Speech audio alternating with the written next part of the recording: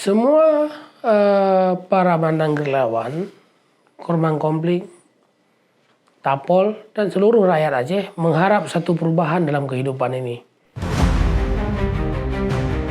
Dulu kami hidup di antara rentetan peluru dan doa. Saya pribadi merasakan apa kurangnya kontribusi Aceh terhadap Republik. Semuanya telah kita berikan. Kita harus hadir di tengah-tengah masyarakat untuk meyakinkan mereka bahwa kita orang yang bertanggung jawab, kita orang yang betul-betul berjuang. Dalam buku yang dituliskan oleh Tengku Hasan Ditiro, itu tidak pernah menyuruh suatu kekerasan.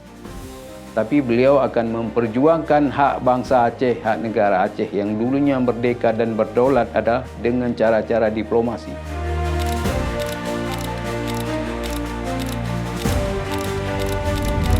Walau luka tembak ini belum sembuh, namun kisah perjuangan kami di masa lalu menjadi sebuah kenangan dan pelajaran hidup yang berharga. Semua karena Allah kita lahirnya perdamaian. Kita bisa berjabat tangan, lahir satu MOU ini, semua itu adalah takdir dari Allah.